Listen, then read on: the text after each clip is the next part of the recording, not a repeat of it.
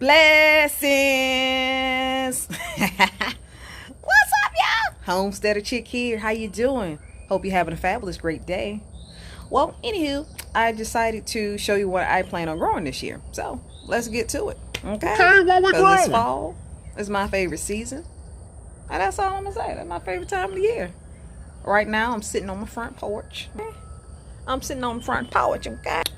Under it's not hot, it's not cold, it's nice and breezy.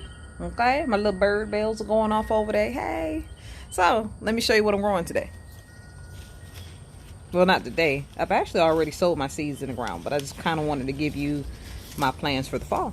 So let's get to it. First up, I am growing. Let's get ready. Dark green Italian plain leaf parsley. Okay, parsley is one of my favorite herbs. It's not my number one favorite, but it definitely is in my top 3. Okay, my favorite herb is actually rosemary. Parsley would is it no parsley is my 3rd favorite herb. Okay, now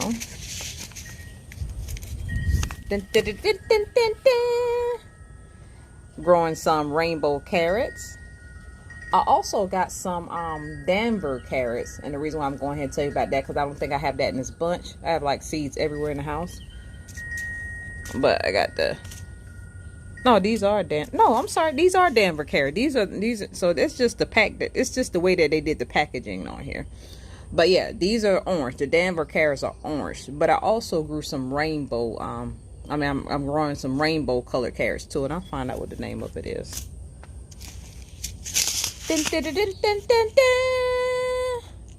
Gonna do some Georgia greens. Okay, and then I'm in Georgia. Hey, you know, I had to do that.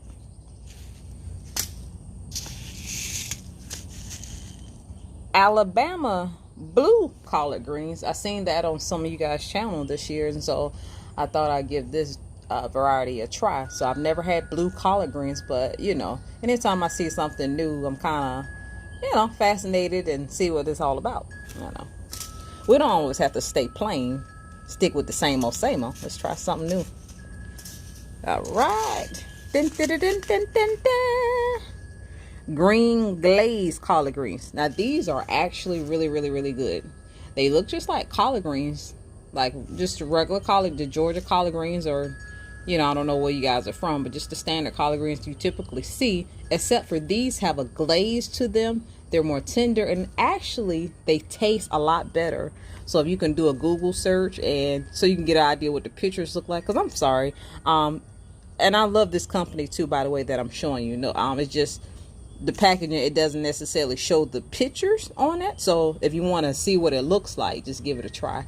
But glazed collard greens, a farm that I used to volunteer with a couple years ago, these were one of the varieties that she was growing aside from the Georgia collards. And when you hang around a bunch of farmers and people grow food, and then you start learning about so many different varieties of stuff that you can give a try, it's like your mind is blown away. But these are really good, and they actually taste better in my opinion.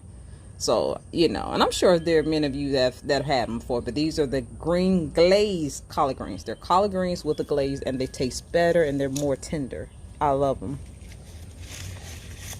All right. I'm also deciding to grow some echinacea. I'm sorry, I just had it kind of folded up in this pack. But the echinacea, the purple coneflower. So I'm going to put that in my herb garden. So, I have one of my beds is just strictly for herbs. Not that I know what to do with them, but I find out. I just know echinacea is good for you. I'm just used to, going to the health food store, and then whatever they have, that's what I get. Some Tate soy, or if y'all know how to read, you see it. I'm growing these. These are some type of mustard greens. They look pretty. Now, I'll be honest with you. I actually hate mustard green. I hate mustard green. I don't like them. Not at all. So, why are you trying this, Homesteader Chick? Because sometimes you might not like something, but maybe you might like a different variety or something. The idea is to try it. Try things. Like, we got to get beyond the standard stuff of what we go in the grocery store to buy. I'm even seeing grocery stores now starting to offer, more varieties of food and stuff. So, but like I said, when you start growing things, you'll be surprised. Each variety of food can have hundreds of different varieties. So you might not like one, but you might like something else. I think these, if I'm not mistaken, y'all get me together, I don't know. These might be like some Asian greens, an Asian variety of green. I don't know, but this is the tatsoi mustard. They look pretty, so I'm gonna give them a try. Okay. Of course, any name here that you want to know about, you're gonna have to Google it. Okay, that's what Google for. The Ciento Rainbow Mix. These kale have a little color to them, but they're like regular kale. And they're good. Okay. I know typically my favorite type of kale is a curly kale because they're not as rough. I'll eat the rough kale, but it's not necessarily my favorite, like a dinosaur kale. That's like really, really rough. But I'll eat it. But the only way I can eat it if I saute it or marinate it. That's kind of why I like the curly kale better, because it's more tender. I'm doing the Siberian kale. This is a variety I've never tried before. And I just decided to give it a try, So this is Siberian kale. It looked like it's kind of like in the family of a curly kale, or it definitely looks more tender than the dinosaur kale. Also, I am growing cilantro. Cilantro is my number 2 favorite herb.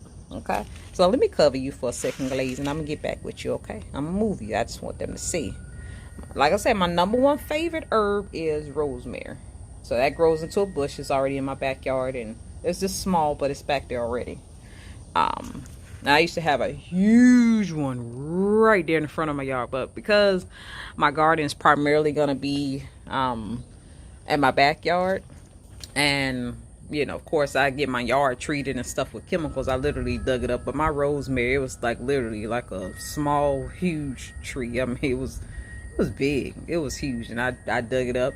And I kind of knew, if for me, everybody's different, because that's the kind of stuff I got to learn, like how to learn how to transplant, excuse me, a very mature tree, or a mature bush or something like that. I kind of have to learn how to do that. I'm better at planting stuff when they're kind of small, or if I got it from the store and I'm just planting it for the first time. But like if it's something that's kind of established on my own, and then I tried to relocate it, I kind of got to learn that area without killing it. And I pretty much knew for me that when I dug up my rosemary bush, that it was gonna die. It was gonna die, and it died. I mean, so I start over, and I got another bush back there in the backyard. I might even take it. I mean, it look pitiful right now, but it's alive, and I'll take it. I mean, I did try to plant it when it's hot, because typically something like a rosemary or basil is best, in my opinion, to plant it in the spring, and then that way when it gets warmed up, it's gonna do what it needs to do without killing it, without dying in the heat. I'll say it like that. But anyway, getting back to cilantro. But rosemary is my favorite, cilantro is my second favorite, and parsley is my third favorite. Those are my 3 favorite herbs. I love other herbs, but those are my favorite ones that I love to cook with. Alright.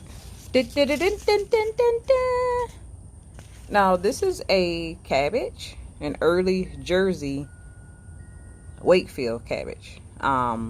It looks like a different variety. Again, you're gonna have to Google the pictures to see what they look like. Now I didn't open this one yet. I'm gonna wait just a tad bit, because I know it's still kind of hot, and I know things like cabbages and stuff like that, it can bolt really quickly. So I'm gonna just probably wait a month or so, and then I'll plant it. Let's see, sow no deeper. When sowing directly in garden, use extra seed and okay, so yeah, this particular one doesn't tell me, but anyway, cabbages, they can bolt pretty easy. And I'll be honest, cabbage, I've never really grown a cabbage successfully. I'm gonna put that over there, so just to let you know that I didn't plant this particular one yet. But I've never really I never was able to grow cabbage successfully, so I'm gonna try it. And I've always planted it when it's pretty cool. But broccoli is actually my And I do have broccoli. I didn't bring those out because I'm not going to plant broccoli yet either. I'm going to probably plant the broccoli and the cabbage about the same time. And it's primarily because I'm growing it from seed. I don't have grow lights. I hadn't been able to get them right now because honestly I've been focusing on making sure I got everything we need here, trying to make sure I got my bills completely, you know, in other words, I want to be ahead because there's just a lot obviously going on in 2020 right now, and I want to be prepared. So, and it's a ton of things we probably all want to do like right now, but of course, you know, things cost money, you know, so you kind of gotta, you know, do what you feel is most important. And even though having like a greenhouse, which I had, HOA made me take it down, or I had grow lights, and they're not expensive. Just again, I just have a lot of other obligations that I have to do first, and I want to make sure, like, you know, I'm trying to make sure I got food stocked up really good, which I actually was going to do like a major haul the end of this month, because you know, school for us in our area start next week virtually, and then of course I still, you know, I got a bunch of things I gotta take care of, but want to make sure bills are completely caught up. Not completely caught up, but also I want to be ahead. Like I want to be able to pay. I literally want to make it to where I can pay bills up until the early part of next year, just to give us a good head start. Because to be honest, it's nice if 2021 will be better, but we don't know. So I just want to be extra prepared. So just making sure bills are like way ahead, making sure we're completely caught up on food. Like I said, we're gonna do like a major food haul, a major just stocking up on toilet paper or just items that you know you're gonna use day to day. We're gonna do that at the end of this month. Also, I'm gonna knock Christmas out the way early, you know, because I mean, ain't nobody gonna be. I hope we ain't doing no traveling, and I ain't really letting nobody come in here for the holidays. So just everything that will come up, like my anniversary is in November, Christmas in December, Thanksgiving is in November. My birthday October 1st, but you know, I ain't even worrying about my birthday. I'm just trying to make sure that, you know, we just ahead of the game. So for me, in terms of growing my seeds on my own anyway, without grow lights or without a greenhouse, I always just directly sow my seeds, and I just kind of measure the temperature and just kind of make good judgment. And usually how I sow my seeds, and I actually walk in the backyard to show y'all, you know, how I do my seeds. I just kind of start them just directly outside in the ground, in the area that's because I know we're still getting a lot of sun right now. I just kind of, you know, do them in a partially shaded area, and my stuff still come up that way, and I just do it like that. And then obviously when it's cold, you know, you just keep on directly sowing seed, and I'll show you how I do that.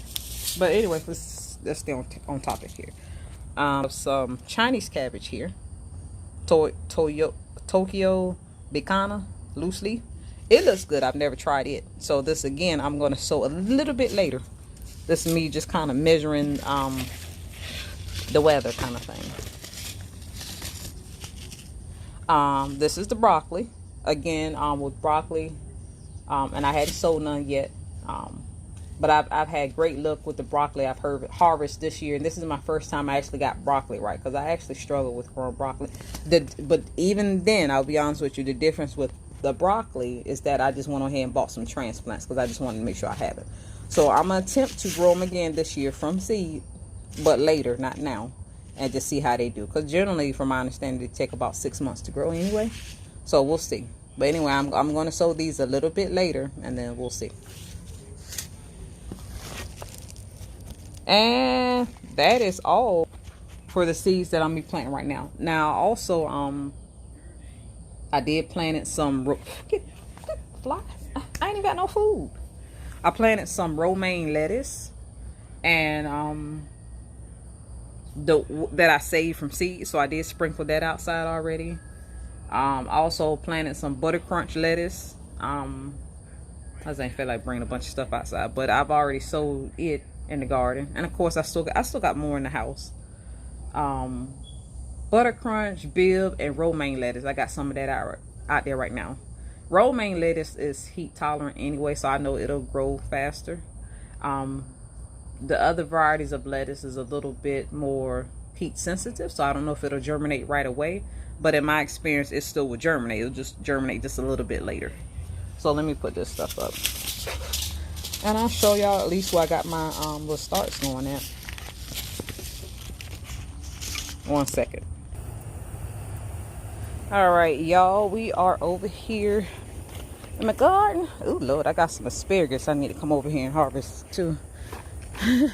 This is what happens when you let asparagus keep growing. They start flowering out, so you kind of got the, but you know, they keep growing. So as you can see, I have asparagus over there, so I just snap them and I just take them in the house. So here's where I got my start set that I did yesterday. So see, we got the blaze here, we got the tatsoi, we got echinacea there, cilantro, Alabama collards, Lacento kale, and a Siberian kale. That so we have those good. things just all in this area. And what I do, I'm gonna just give you an example. Now, what is the I had a particular one just now. Did I put it all in here? Hold on. Okay, we stopped here. So I found one of my old things that got carried on. I'm gonna put it there. I'm gonna just sprinkle some bone meal. And keep in mind, guys, anytime you're doing root stuff, I just use chicken manure and which is a source of potassium, and bone meal. So I'm out of, I don't want to dig my hand in this little big old cup. I gotta go get some chicken manure. I just realized I ran out. So just chicken manure, potassium. Okay. This stinks, by the way, so don't do what I'm doing. Maybe you want to wear some gloves or sprinkle it. My cup, for some reason, I couldn't dig it in this bag because I'm holding my phone. So just for demonstration purposes, I just, I had to do what I got to do. Okay.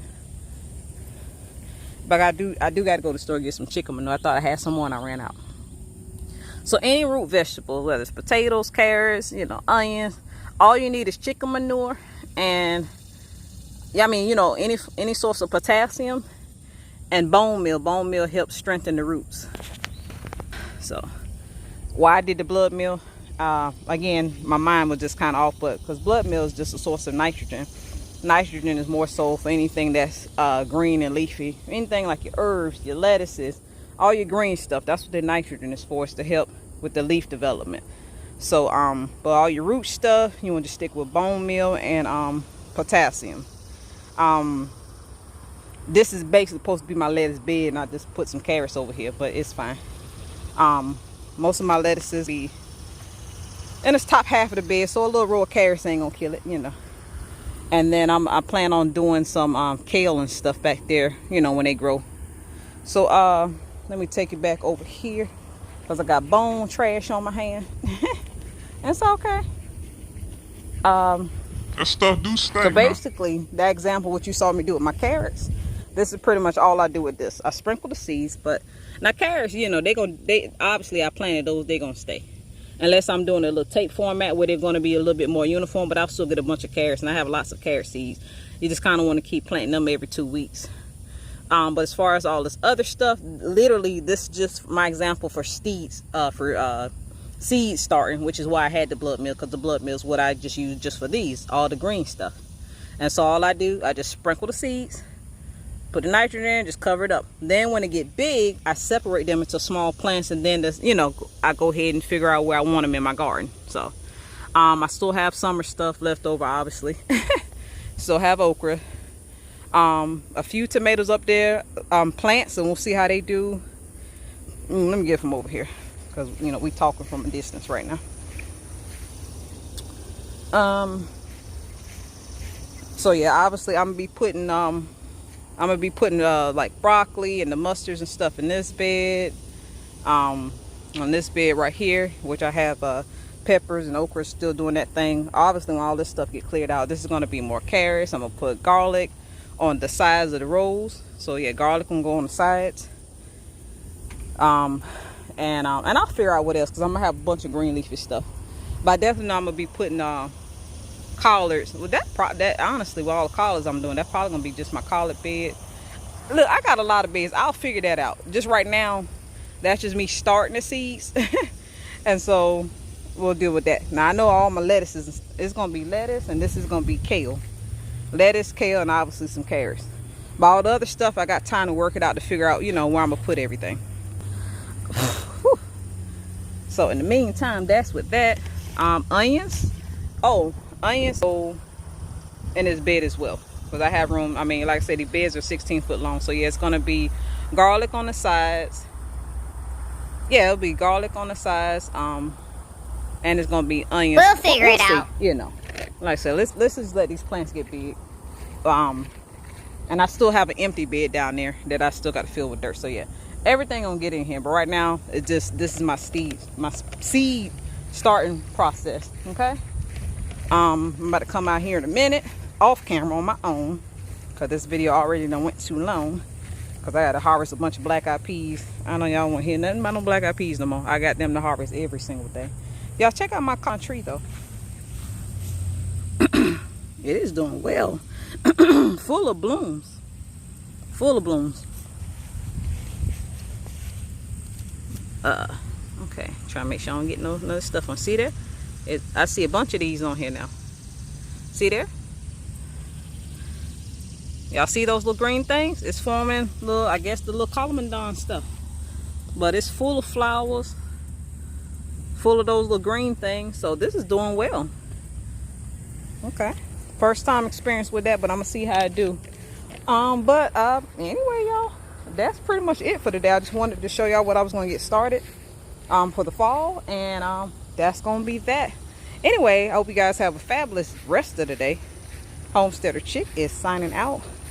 Y'all get fall ready for me now, okay? Blessings. All right, bye bye.